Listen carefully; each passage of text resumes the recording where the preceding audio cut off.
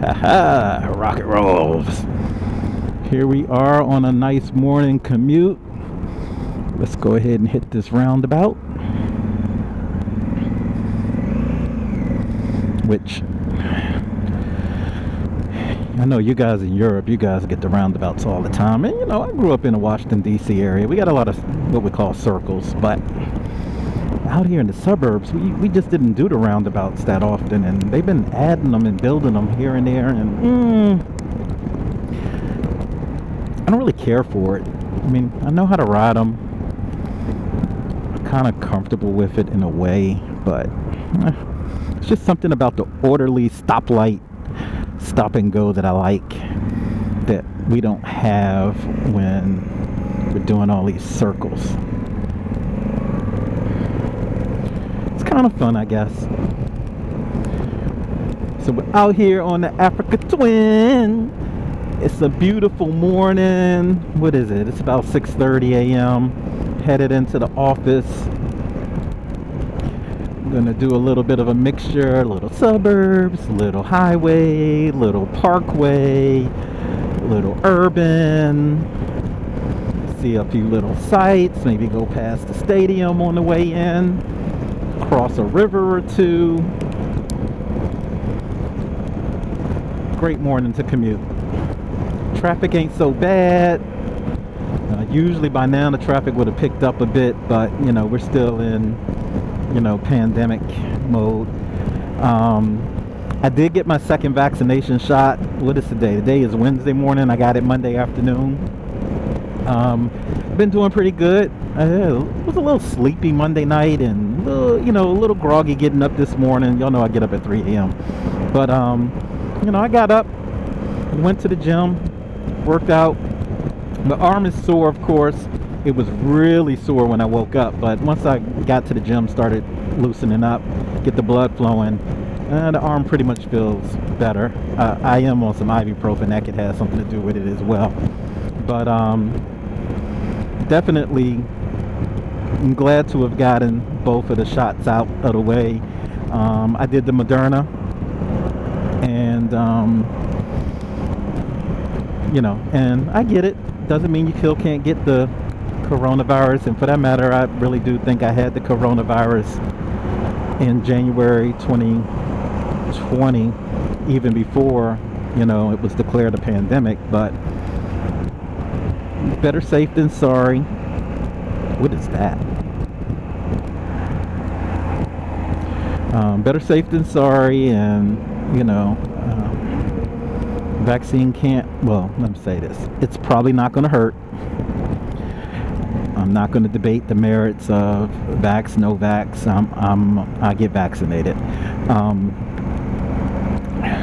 I was really more concerned, for some of the family members, especially the elderly in the family. My grandmother's vaccinated. My father was one of the first people vaccinated. My mom got vaccinated. All three of them have gone through the whole cycle. My sister's vaccinated. I got two daughters in college. They both have done both rounds. One of my sons has gotten the first vaccination. Nicholas, my partner in YouTube, he's going to be 15 next month, so he's not old enough to be vaccinated yet. So we'll have to see what happens with that.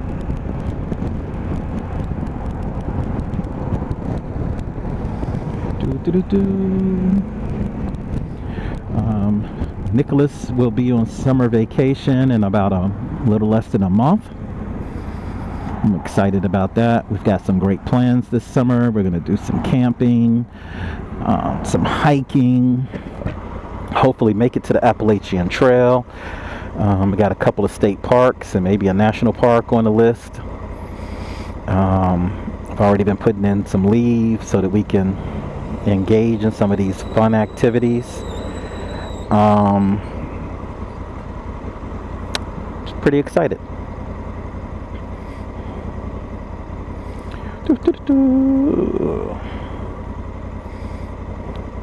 Weather-wise, it says 68 degrees. I don't know if it's quite that warm. I think this thermostat runs a little warm. But it feels good. 68 is fine if that's what it is. Um, we've done 120 miles so far on this tank of gas. Average consumption right at about 52 miles per gallon. Even though it says it's more than half, I've been watching it. It's getting more accurate, the gas gauge is, with time, and I don't even know how that works, if it's all in my imaginary head or whatever.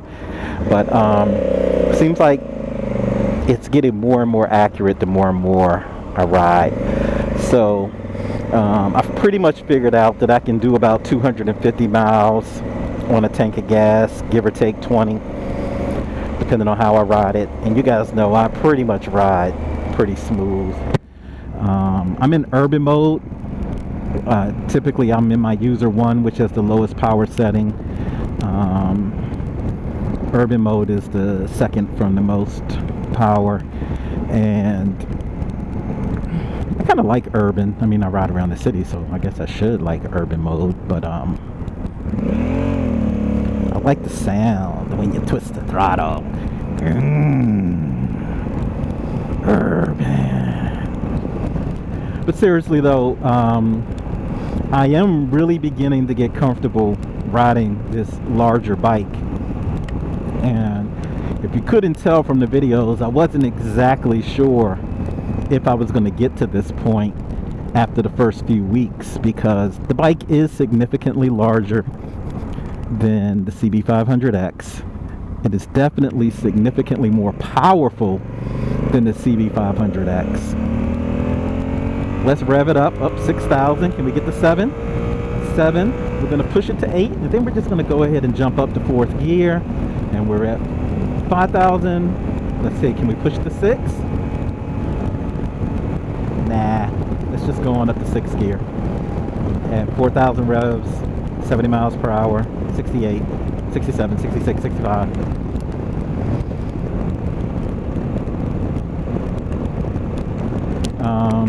Let's see if we can get some more information. Range, it's saying I got another 140 miles. I think I'm at 120 now, so that would be 260 if it hits the range. According to this, instantly, at the moment, I'm getting 47 miles per gallon at 70 miles per hour. Let's see, can I get it to drop down a bit?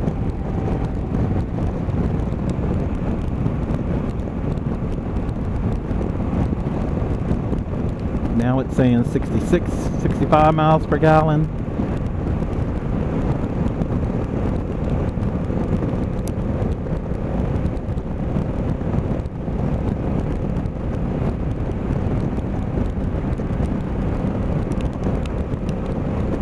Looks good. So yeah, I'm getting comfortable on the bike. The height was kind of a thing for a minute. I wanted the taller bike, but then you know what it is, and I'll tell you what it is. In the cold and in the rain, the height is disturbing. And I think one of the things that I've learned, when it's raining, I need to lower the seat. I think by the time it gets cold again, I'll be fine with the taller seat in the cold. But in the rain, it's better to ride with the lower seat, just so you can get, more sturdy, foot down. I say feet, but I'm usually only put my left foot down. To really get my left foot down, I think I should have a lower seat setting when it's wet. But in dry conditions, I'm pretty good with the taller seat. And like right now, I don't have on my adventure boots. I'm not wearing the Alpine Stars. I'm wearing the, what are they, Street and Steel or Steel and Strength or whatever. I'm wearing my little casual riding boots, just because I planned on walking around in them when I get to work today. And not that I walk around, I pretty much just sit in my office locked away, staying away from people, social distancing. But anyway,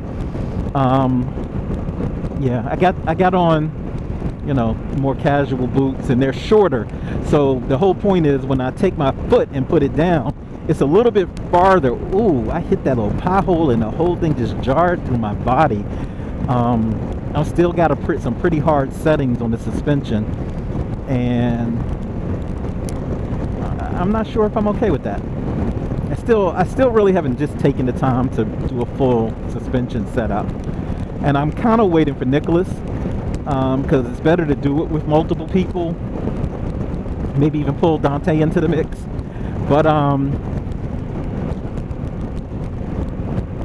yeah, I'm waiting for Nicholas to do the full suspension setup. I mean, I did adjust the preload, so it feels better than where it was before. It was way too hard. And what I think would happen, so this is what's hilarious. I was talking about this in one of the Facebook groups, one of the Africa Twin Facebook groups. So people always get caught up in the OEM settings on bikes. The bike is set up for 160 pounds. Bike is set up for 155 pounds at OEM. And, you know, I don't know why they do this, or I don't know why they... Come on, people. You ever been to a motorcycle dealership? You ever like just sat around and fucked with the bikes? I do it all the time. Come on through, bruh.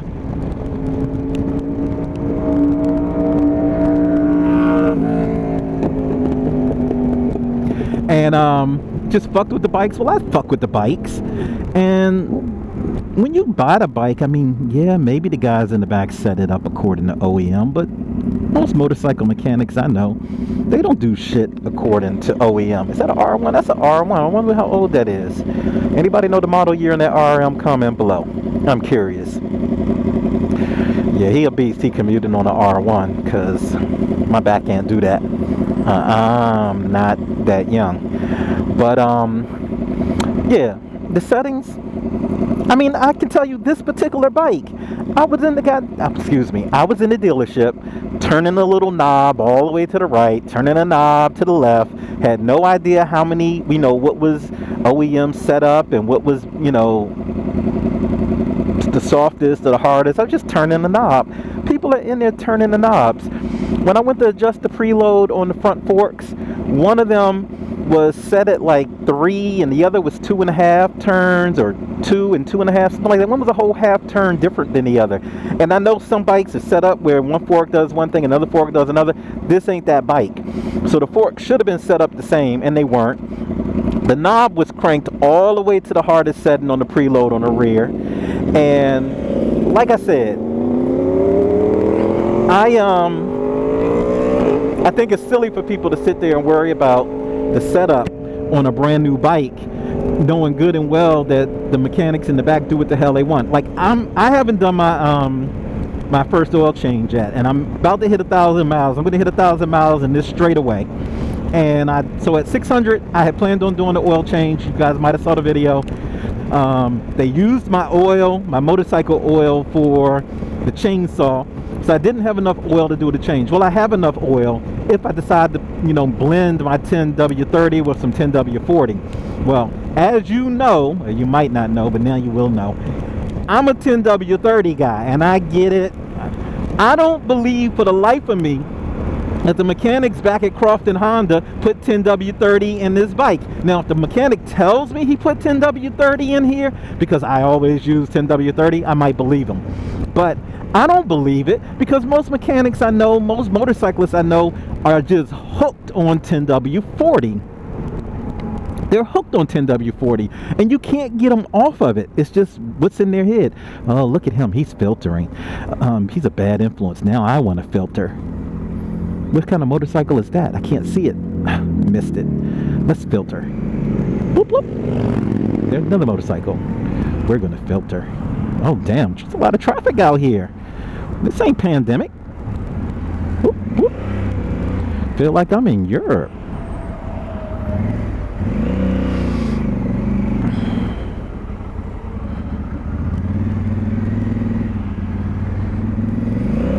Wow. I didn't even get to the front. Okay, now we're at 1,000 miles.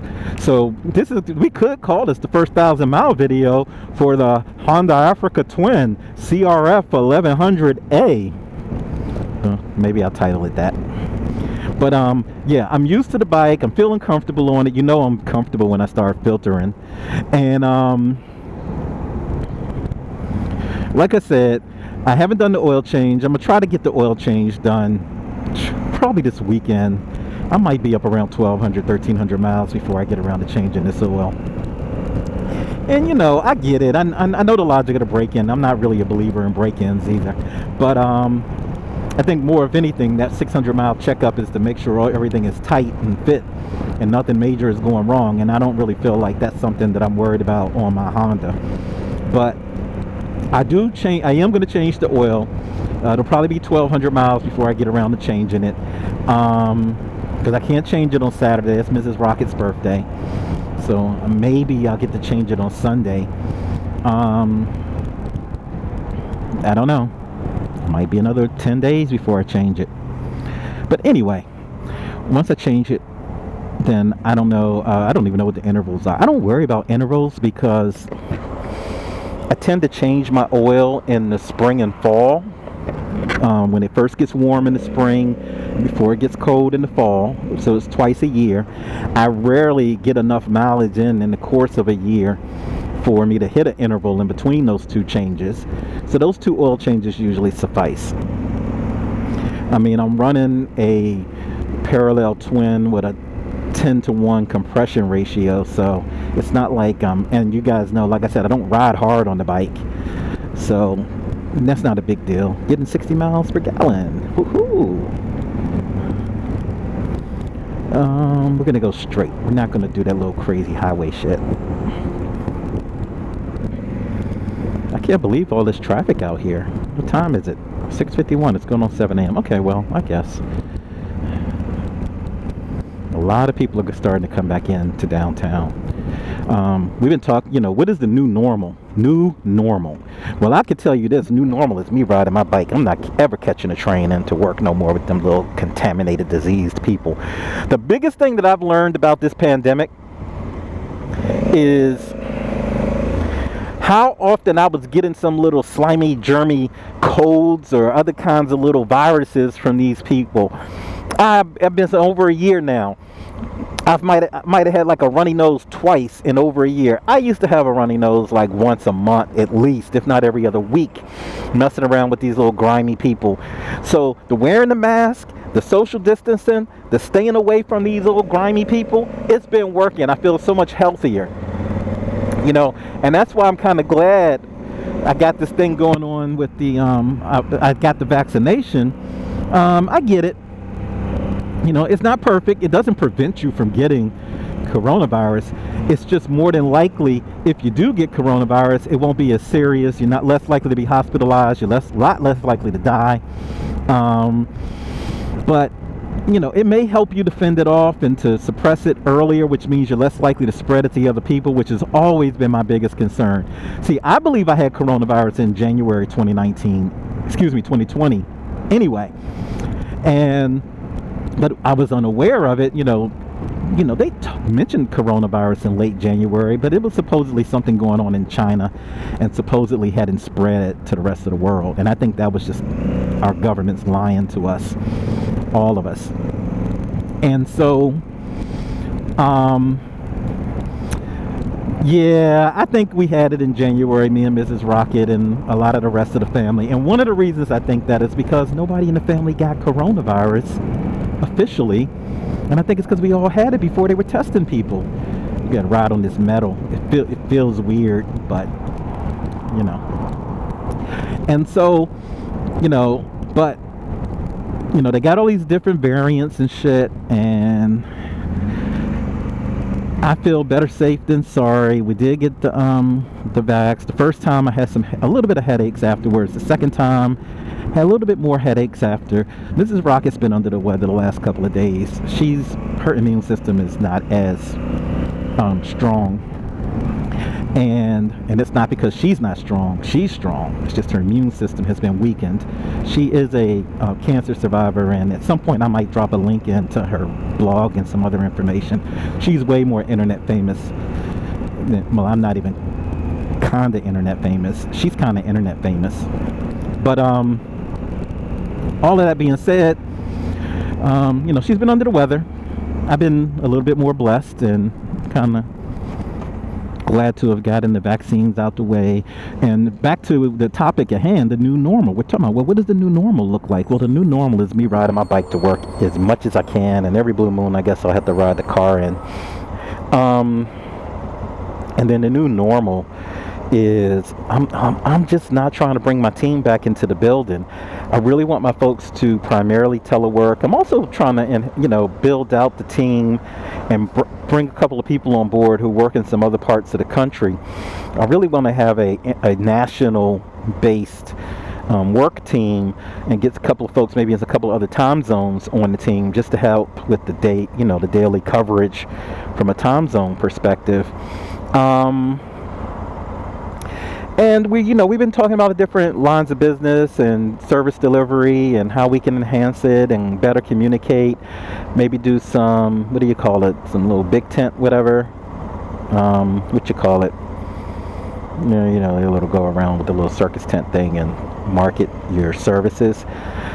But definitely we're trying to figure it out. What is new normal?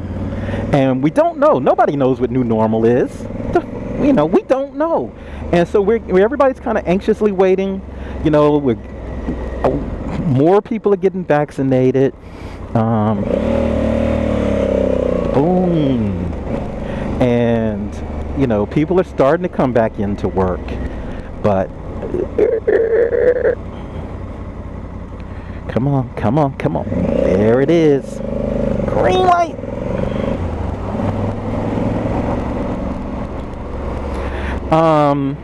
So, we're all waiting to see how this is going to work out.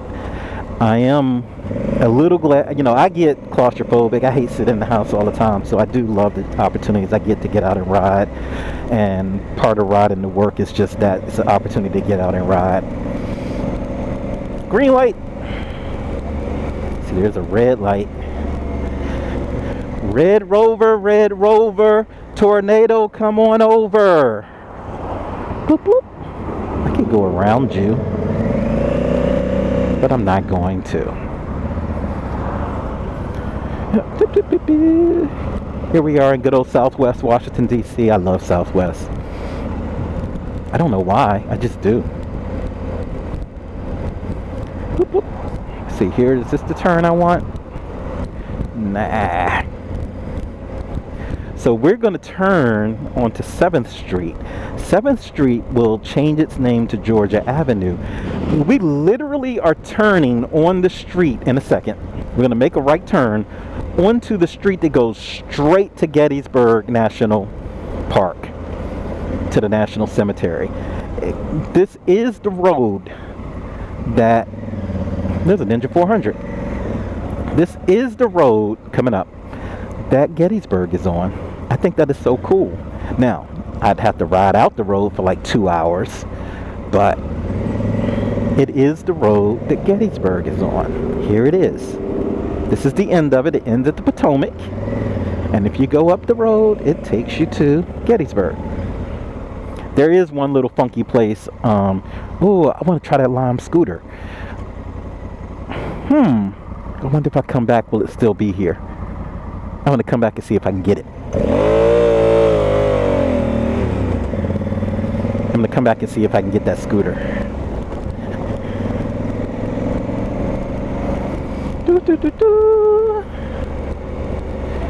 And I'll make a video if I can get it. Oh, that would be cool.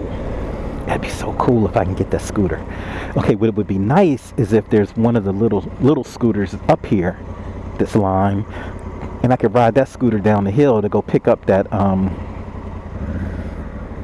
the motorcycle scooter. That'd be so cool if I could make a lime video. Come on, I got time. I got time. Let's see, I think my first meeting, yeah, I don't even have to start work for an hour. I'm early. I've got time. All right. Rocket rolls, over and out.